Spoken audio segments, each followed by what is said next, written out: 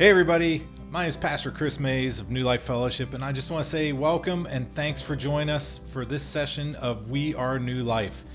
2023 is the 50th anniversary of our church, and I've been using this opportunity just to interview some people that have been at the church for varying lengths of times, just to get some stories of God's faithfulness to our church, and stories that I think will encourage you and benefit you in your walk with God and knowing a little bit more about who we are in the history of the church. And this session, I'm honored and privileged to get to speak with Dave and Shanna Marra. Thank you guys for being here. You can say thank you if you want. Thanks for inviting us. We're all new at this to some degree, sitting having a conversation. I was telling you guys earlier that this story may be a little different because it wasn't really about you coming to New Life as much as it was New Life coming to you. We can get into some of that in a moment, but just to start off, tell me how long you guys have been part of New Life Fellowship, and if you can encapsulate it, what was happening in your life when that season was going on and how you got here. We started with New Life Fellowship about 6.5 years ago. Okay. When this church's building, I should say, this building, the pastor had told us that he was resigning, and once he said he was resigning, we were down to a small number of parishioners then, and we knew we needed to do something. The building was for sale. We knew that New Life Fellowship had an interest in coming to or looking at this building for what we were trying to sell it for. And after some thought, we thought, well, gee, they wonder if they would be interested in merging with us. And my personal opinion was I was worried that they would say no. so I had asked Shanna and Jane Tokarczyk to hurry up down there as fast as they can. They went down the next day to talk to you guys to see if you were interested, thinking that they might have changed their mind about all this. That's a great story, because being on the other side of it, I remember that day that Shanna and Jane came to the church building where we were and told us that you would be interested in merging with us and giving the building to us. And I remember thinking, I hope they don't say no and change their mind. So we were both having similar thoughts. That's awesome. I'll just say, for anybody that's watching, they can ask one of us later for all the details, because it's an amazing story of God's faithfulness, of how he brought our churches together, how we ended up here in Bridgeville. So just in terms of thinking about, you were in a place of like, God, what's next when New Life came onto the scene. So what were your first thoughts or your first responses to your interactions with New Life? What impressions did you have of the church, or when we started being together and having services here in Bridgeville? What were some of the first emotions or things that you observed that you're just like, oh, that stands out in my memory? Well, for me, I think all of our interactions, everything was so smooth. Everything just fell together. All the meetings we had, there was just a core group of us, husbands and wives, that when we got together and met with you and Pam and Karen and Steve and Dottie and Steve, just the whole group. Who else was there? I'm trying to think. Robert, Marianne. Yeah, Robert, Marianne. We're there. All those interactions, everything just fell perfectly into place. Almost like God was involved. Yeah. Imagine and that. there was never a hiccup between us. There were some outside hiccups, I think, that happened. However, with all of our interactions when we met, I think we thought, oh, this might be a challenge. And we've talked before where you thought maybe that it was going to be a challenge, but everything just like, oh, okay, well, we'll do. Oh, yeah, everything just went through, and it was just totally perfect. Yeah. If something could go through seamless, it was, at least on my perspective, seamless as could be. Yeah, we've talked a lot about how we really saw the hand of God on several. Like, there were too many, people in the world would call them coincidences, but there were too many things that happened that you just knew, okay, God wants us to be here. This is a place where he wanted our church to be. So I appreciate you guys being a part of that, of just making that whole process happen, because it really was yielding to God and saying, all right, Lord, maybe it's not what we thought things were going to look like ever, but it's what you want, and we'll go along with that plan. And maybe making it happen, but then I feel like we saw it happen too, though. Even though we were participating in it, we could see it from a distance too and see how everything worked out. Now, this wasn't on my list of questions to ask, but the unique position you guys are in to observe it, I'll ask, are there any regrets about making that decision to say we want New Life to be here in this building and own it and be a part of their church? None whatsoever. No. No. Well, what have been some of the highlights then of just your time in that journey of like what stood out to you as I'm so glad we did this? Do you have a couple thoughts about what would go in line with that? Well, I think just the love of everyone involved and how everything was truly, even though we had those hiccups and those difficulties and challenges, and Dave and I never being in the position of this wasn't our job. We weren't on church staff here. We weren't, there was so much we didn't know. We learned along the way, and you guys were so awesome in helping through the process and looking at things that we hadn't thought of, and because we were actually with the Assemblies of God, just how all the help we had along the way for us not having any experience in any of that. Okay. I think the big thing for me is just getting to know you and Pam, and saying that we call you friends. We call you good friends. Yeah. That's Oh, I appreciate that. Yeah. And you guys are our friends too. You mentioned the names of several people, primarily the elders that were involved in the whole process of our churches coming together and us being in this place. But are there any other people from New Life that stand out to you that maybe they're a little bit of a character, or maybe they were just a good relationship that you weren't expecting to see and have happen? But are there other people from New Life that stand out to you that when we first came together, you're like, oh, they made an impression on me? Well, people actually even from here, Bob and Jean Campbell and Roy was one of the elders here, and Jane Tokarczuk. They all were familiar with New Life from years past, so they have all their stories, but that was such an important part, of them sharing different things, because Miss Jean was your Sunday school teacher, and just how, as we talked and met with people, like, oh, I know this person, or I know that person. Actually, one thing is we were up in Bedford for the fall foliage days, and this is right during the time we're trying to get everything together and go through all the difficulties of some of the difficulties of the transition. We ran into Dottie and Steve up at the Bedford days. We saw them, they saw us. We're like, what are you doing here? What are you doing here? And it's just like, of all the things, here we are in Pittsburgh, but we're up in Bedford. We run into them, and it ended up that they knew people that we knew, and we knew people that they knew, and so it was, again, just one of those confirmations of, we should be together. Yeah, I wish I could think of one particular thing, but just the most of the people that are from this area are Chartiers Valley graduates like I am. So naturally, you have a sense of a belonging with them, or just as people community. Affectionately call Dave the mayor of Heidelberg. Yeah. You already knew everybody that was going to the church. Well, or knew somebody they knew. It's just interesting that even like Steve Weaver, that his brother's up in Indiana, and we know people from Indiana that know his brother. Keith yeah, Weaver. Or Keith Weaver. Yeah. Keith Weaver. Forgive me. Cut that out, please. Keith Weaver. Yeah. Yes. So it's interesting just that way.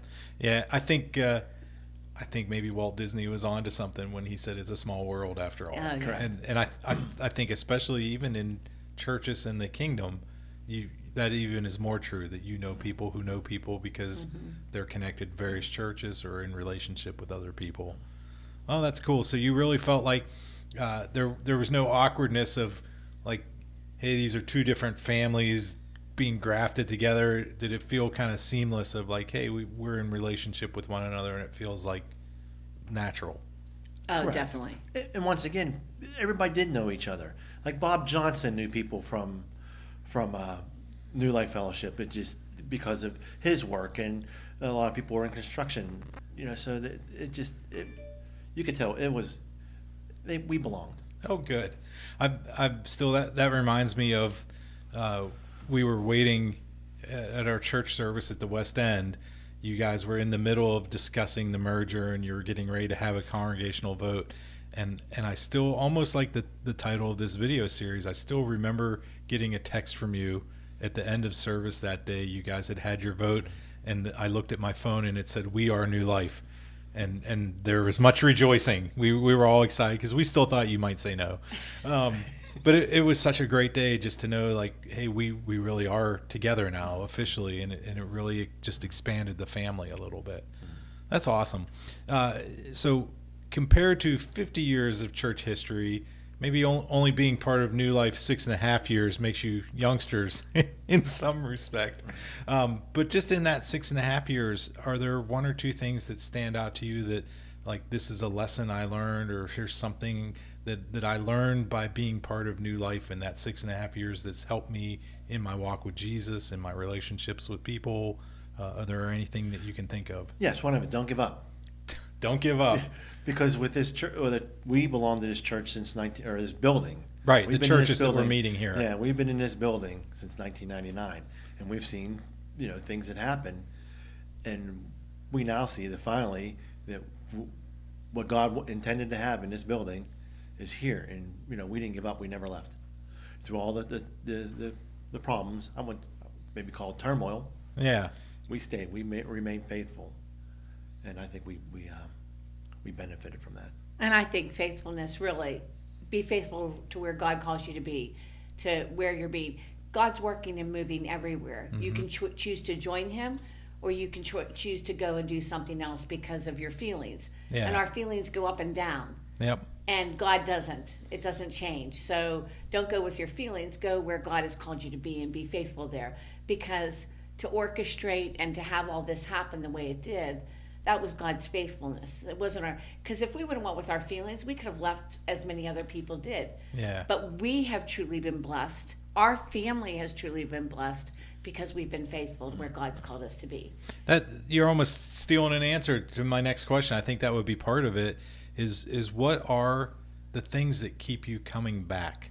Like, so New Life in particular, I know you've got history in this building where you told the Lord, we're going to be faithful to you, tell us to leave this building even. But as far as like being part of New Life, what are some of the characteristics that keep you coming back? And you already mentioned not giving in to feelings going up and down, Right. but are there other things that this is part of why I'm planted and rooted and not leaving?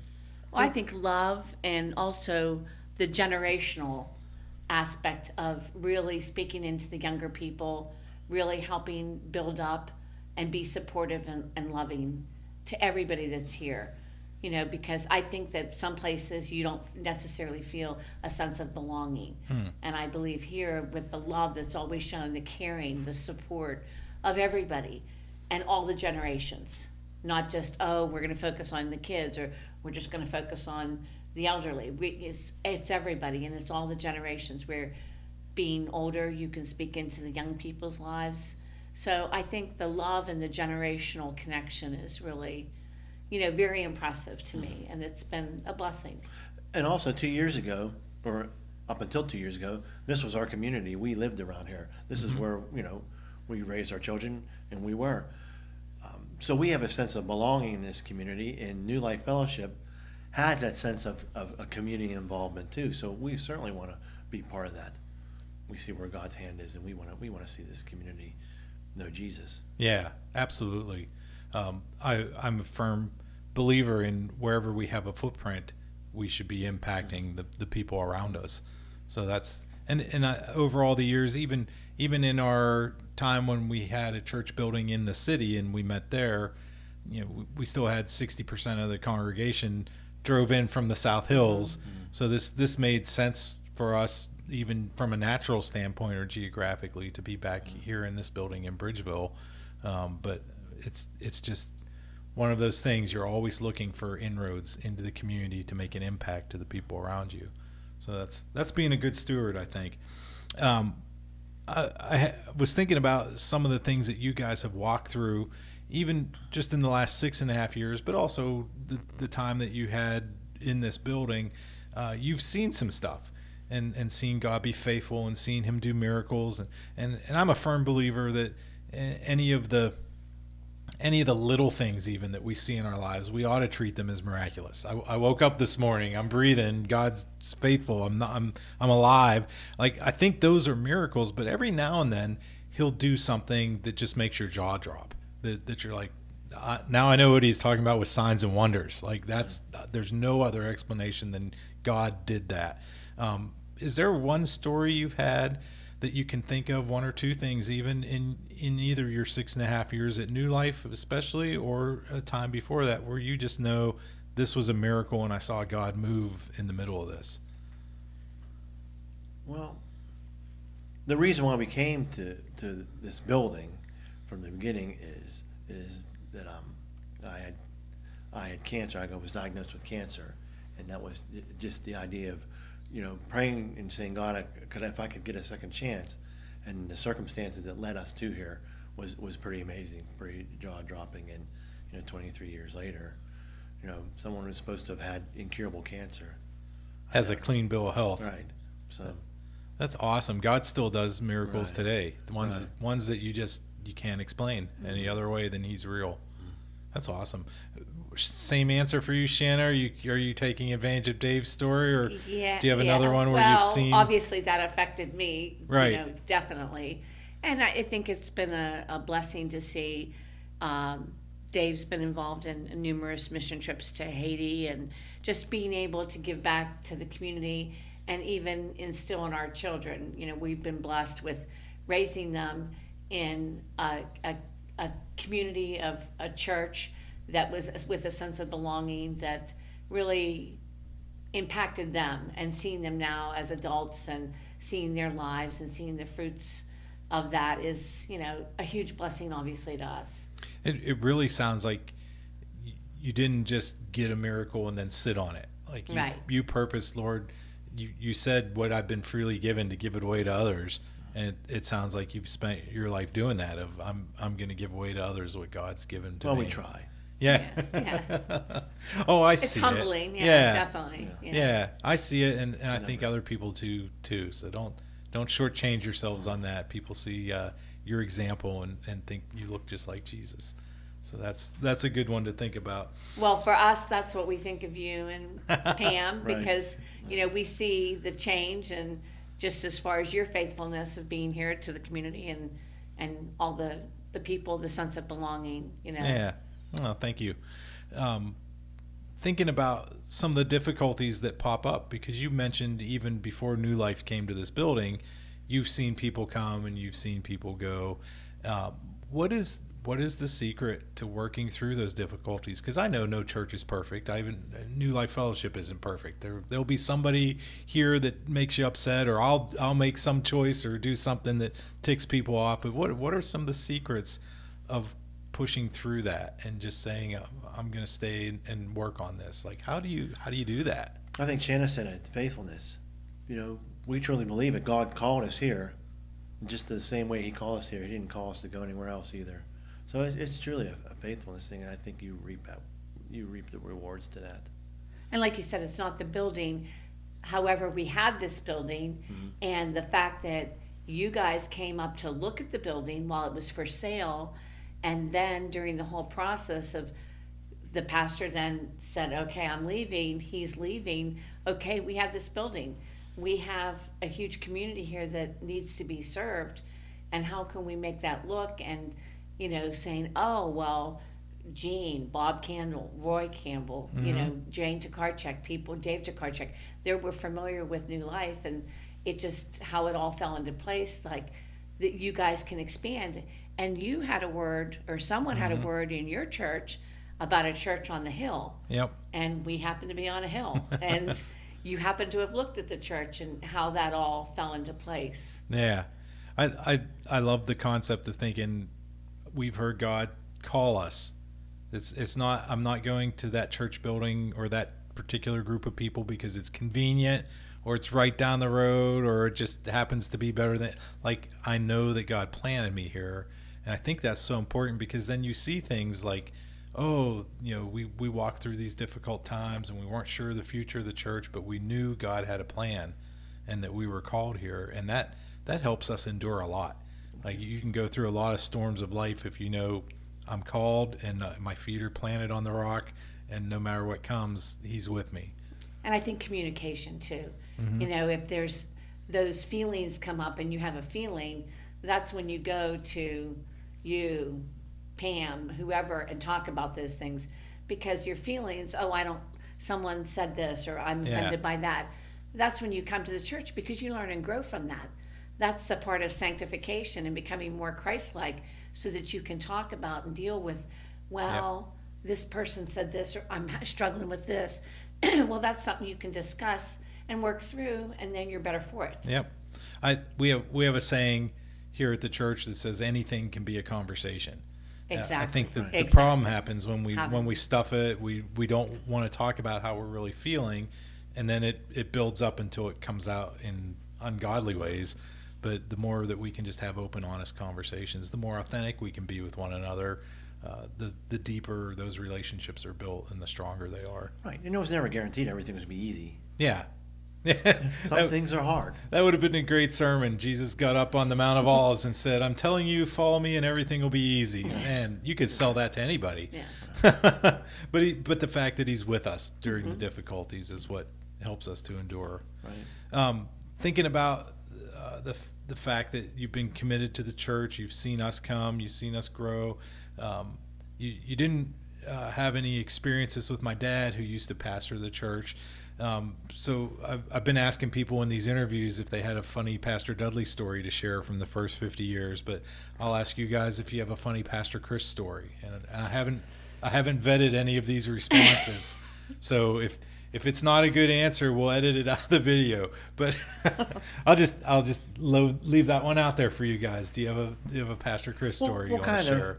You know, I'm familiar with your dad, liked to golf. Yeah. Right. And he was pretty good at it, I understand. And and I'm not. Well, that was the interesting part, because so Pastor Chris asked me to organize a golf outing. 2 years in a row he asked me, so I do. Hey, Pastor Chris, are you going? Oh, sure. Up until last week. And says, you know what, there's some things that happen and I can't make it. So, yeah. Oh, man, I sense there's a conversation we need to have there. So you found out that I am not the golfer that I purported to be. Well, professed, yes.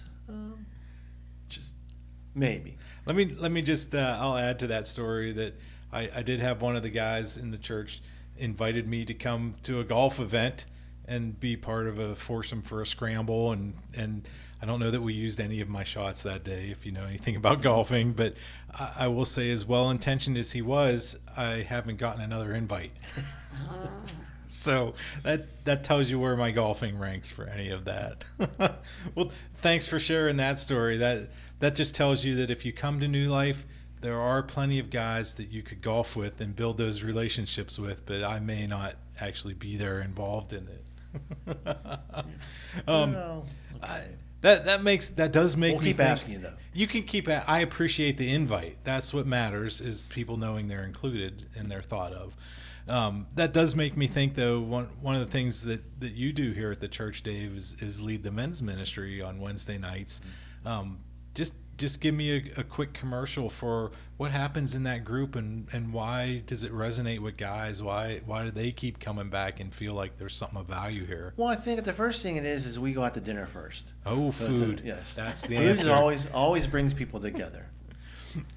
And then we try to make the topics interesting, or challenging maybe, or something based on a sermon you had recently preached or preached on a Sunday, so we can just add on to what you're saying. So we try to mix it up a little bit. Okay. So I think people appreciate talking.